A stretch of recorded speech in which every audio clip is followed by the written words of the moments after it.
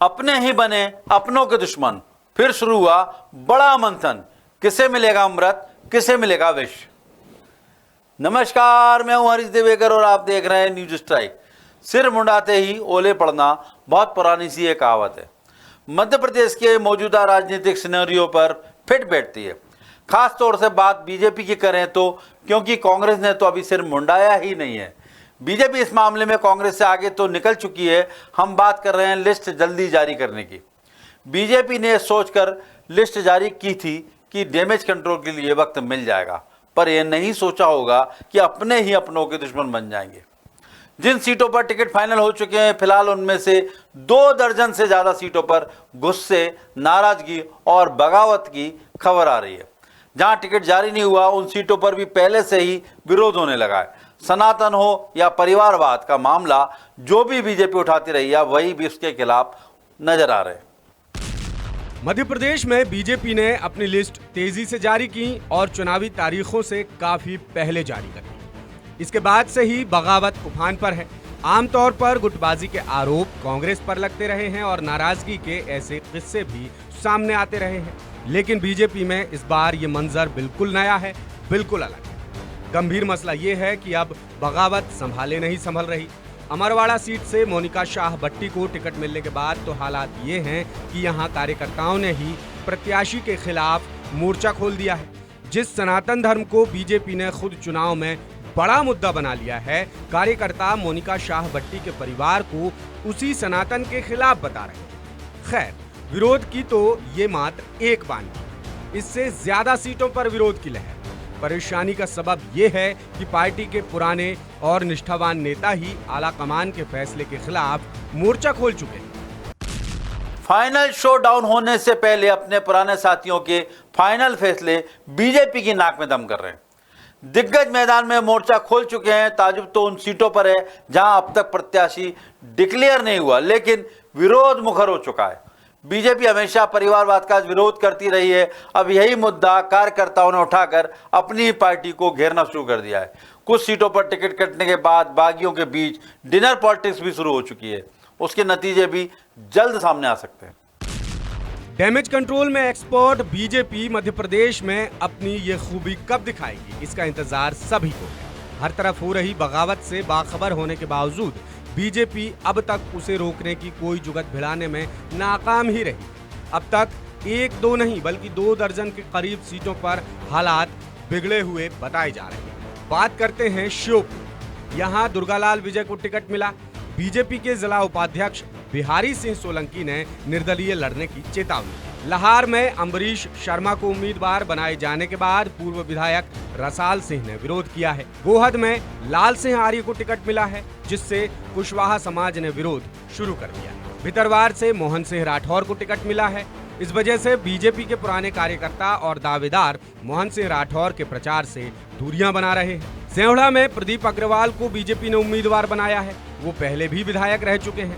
2018 में प्रत्याशी रहे कालीचरण कुशवाहा ने उम्मीदवार बदलने की मांग। करेरा में रमेश खटीक को प्रत्याशी बनाने पर पूर्व विधायक राजकुमार खटीक ने मोर्चा खोल दिया है। चाचौड़ा में टिकट कटने के बाद बीजेपी की पूर्व विधायक ममता मीणा ने आम आदमी पार्टी ज्वाइन कर ली है और अब वो आम आदमी पार्टी से चुनाव लड़ने जा रही है। राघवगढ़ में हिरेंद्र सिंह को टिकट देने से यादव समाज खासा नाराज है। बीजेपी अध्यक्ष को लेटर लिखकर यादव समाज का उम्मीदवार बनाने की मांग की गई है। चंदेरी में जगन्नाथ सिंह रघुवंशी को उम्मीदवार घोषित किया गया है और इस वजह से 2018 के उम्मीदवार रहे भूपेंद्र द्विवेदी अब निर्दलीय चुनाव लड़ने का मूड बना चुके हैं। बंडा से वीरेंद्र सिंह लंबरदार को प्रत्याशी बनाया गया है। पूर्व सांसद लक्ष्मी नारायण यादव के बेटे सुधीर यादव इसका खुलकर विरोध कर रहे हैं। सुधीर यादव कमलनाथ से भी मुलाकात कर चुके हैं। उदयपुरा से नरेंद्र शिवाजी पटेल को उम्मीदवार बनाए जाने के बाद पूर्व विधायक रामकिशन पटेल ने प्रत्याशी बदलने की मांग उठाई है। रामकिशन पटेल का आरोप है कि 2018 के चुनाव में नरेंद्र के परिवार ने बीजेपी प्रत्याशी के खिलाफ काम किया। महाराजपुर में बीजेपी के दावेदार उम्मीदवार कामाख्या प्रताप सिंह के खिलाफ एकजुट हो रहे हैं। छतरपुर में ललिता यादव को प्रत्याशी बनाए जाने के बाद पूर्व नगर परिषद अध्यक्ष अर्चना सिंह बगावती तेवर दिखा चुकी हैं।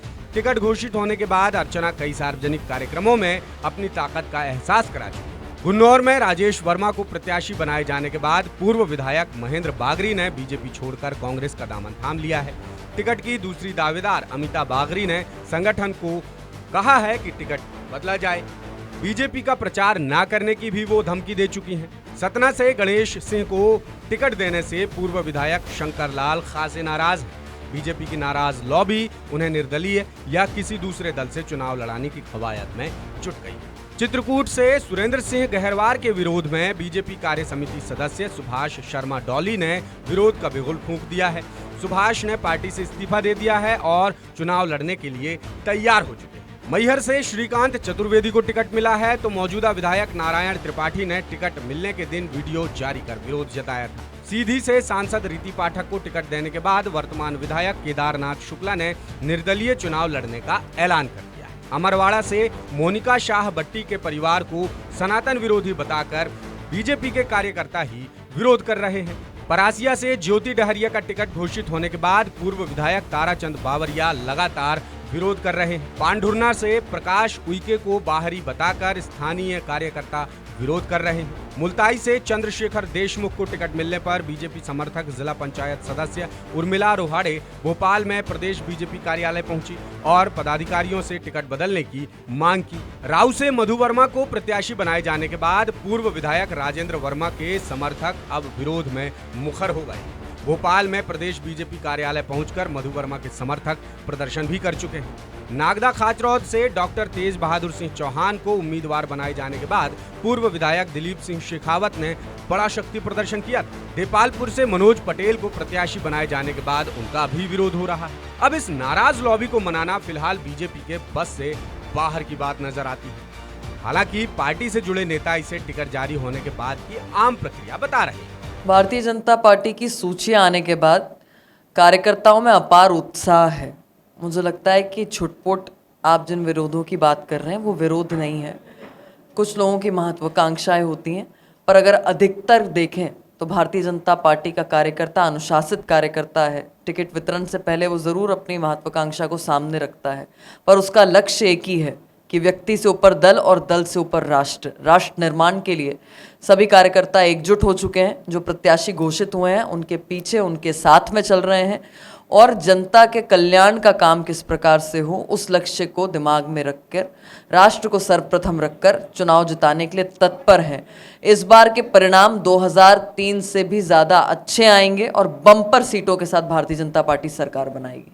अब नाराज लॉबी और प्रेशर पॉलिटिक्स के बीच डिनर पॉलिटिक्स का दौर भी शुरू हो चुका है। खबर यह है कि परासिया के पूर्व विधायक ताराचंद बावरिया, अमरवाड़ा के पूर्व प्रत्याशी उत्तम सिंह ठाकुर और जुन्नारदेव के पूर्व प्रत्याशी आशीष ठाकुर डिनर पर मुलाकात कर चुके हैं। इस बार तीनों ही अपने विधानसभा क्षेत्रों में प्रबल दावेदार थे, लेकिन अब तीनों का नाम असंतुष्टों में शामिल हो चुका है। डिनर की टेबल पर खिचड़ी क्या पकी ये तो खुलकर सामने नहीं आया, लेकिन इस डिनर पॉलिटिक्स के नतीजे बीजेपी के लिए बुरे साबित हो सकते हैं। आमतौर से तब जब कमलनाथ के गढ़ छिंदवाड़ा को हिलाने के लिए बीजेपी एड़ी चोटी का जोर लगा रही है।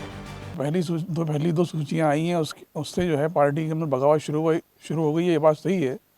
लेकिन जब भी टिकट वितरण होता है किसी पार्टी के अंदर तो असंतोष तो बढ़ता ही, क्योंकि टिकट तो आखिर किसी एक को ही मिलना है और एक सीट पर जो है अक्सर पार्टियों में कई दावेदार होते हैं।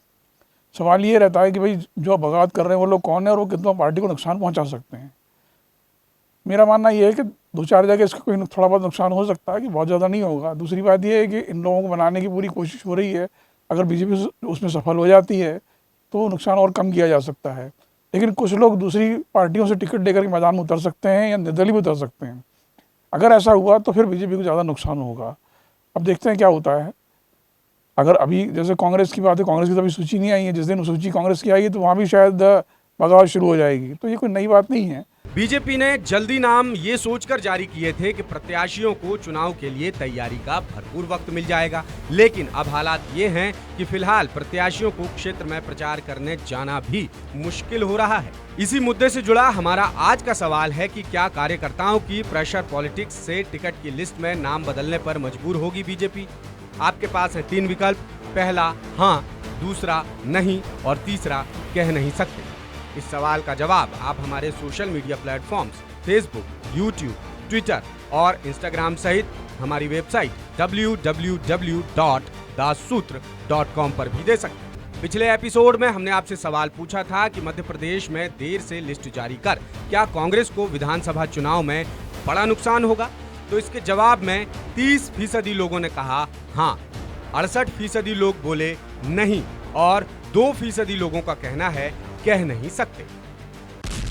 अभी इन सीटों पर बीजेपी की ही लिस्ट जारी हुई है। अभी कांग्रेस की लिस्ट का बेसब्री से इंतजार है। उम्मीद यह है कि वीकेंड गुजरने से पहले कांग्रेस भी एक लिस्ट जारी कर देगी। उसके बाद बगावत वाली सीटों पर सियासी हालात फिर बदलेंगे। कुछ सीटों से ये संकेत आ रहे हैं कि कांग्रेस का प्रत्याशी तय होने के बाद दोनों पार्टियों की नाराज लॉबी एक निर्दलीय प्रत्याशी खड़ा कर सकती है, यानी सियासी बिसात के प्यादे ही एक नया मोहरा लाकर अपने राजा रानी का खेल खराब कर सकते हैं। नमस्कार।